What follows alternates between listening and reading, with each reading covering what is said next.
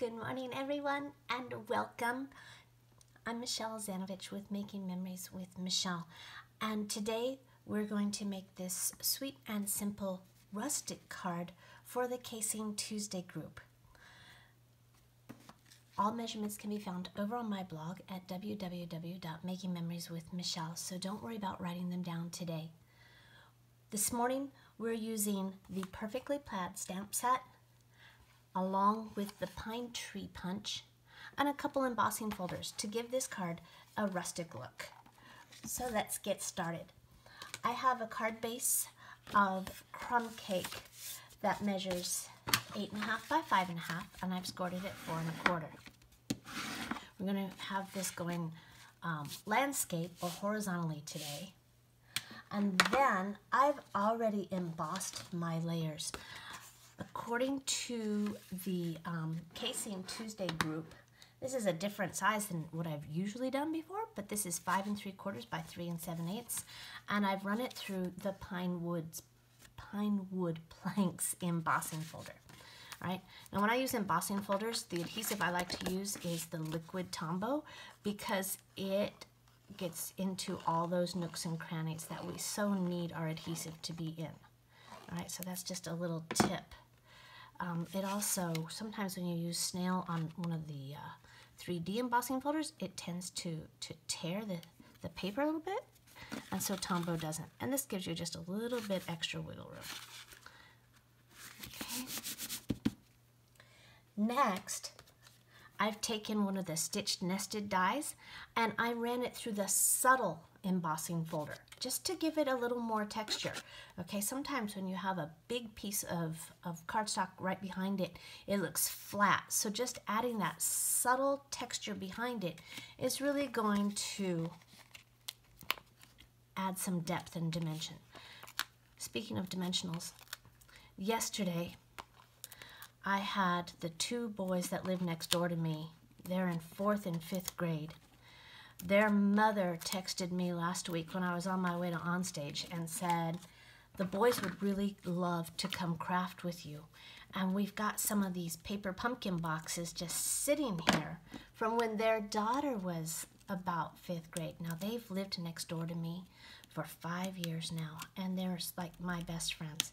So yesterday the boys came over and they had a paper pumpkin. And oh my goodness, they were so into it. They were just loving it. So don't think that boys aren't going to love. Oh, you know, before we do that, let's take some linen thread. So I've added some dimensionals and now I have some linen thread. And I'm just going to wrap this around my fingers a couple times. 3.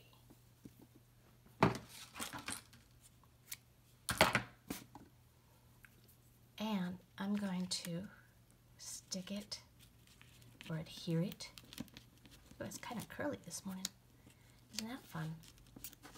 Okay, just adhere it with your dimensionals and just kind of work it until you get it to be what you'd like it to look like.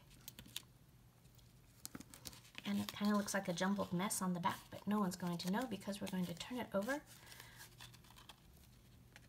I'll trim that in a second. And we're just going to add it behind our card.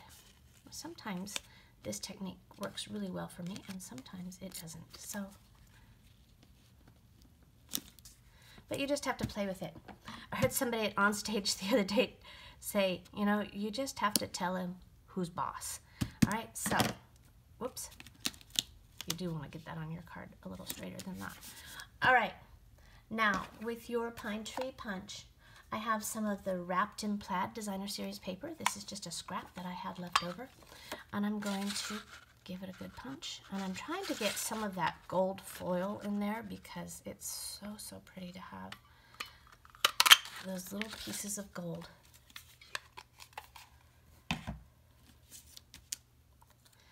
And I'm going to put this on here with some dimensionals. Now, remember there are 2 sizes of dimensionals, so I have these little minis that I'm going to put right on the top. So the boys yesterday thought the dimensionals were the best. They called them pop-up dots, but that's okay. Everybody has their own name for things, right? And truly, that can go on there a little more straight. Put this on here.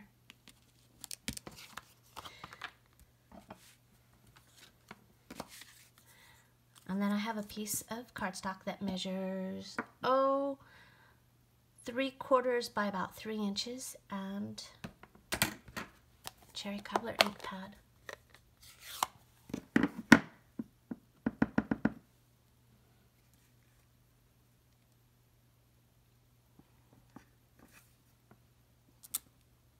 Ooh, that didn't work out very well.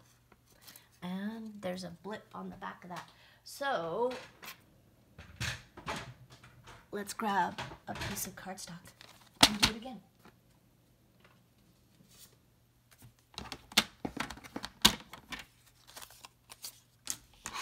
So about 3 inches.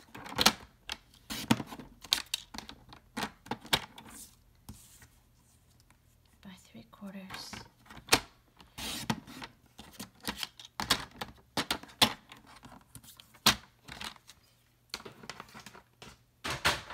You know, I tell you guys to always use your piercing mat when you're using photopolymer, and I didn't even follow my own directions. Let's try that one more time.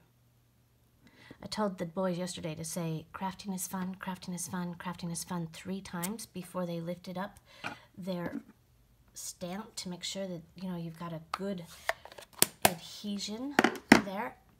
And, oh my goodness.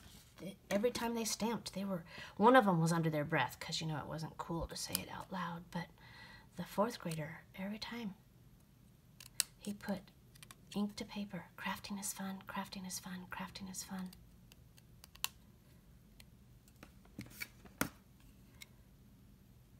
And I'm just going to snip up the middle, and then from corner to middle,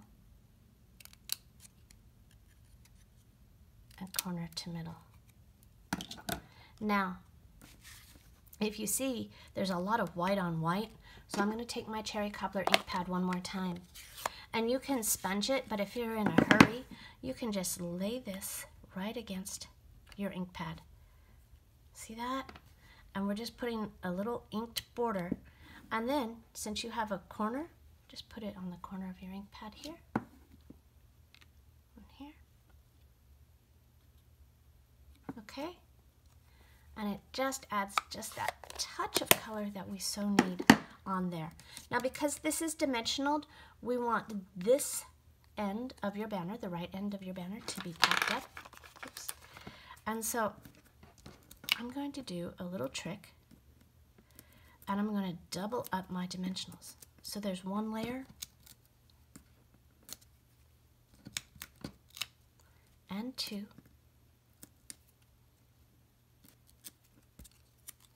and that's just going to fit right here, okay? And that pops it up off everything else. I'm going to finish with some of these gold enamel dots that came in the Christmas Rose suite. I just love these. I wish we had these all the time. If you like these as much as I do, I suggest stocking up on them while they're still available.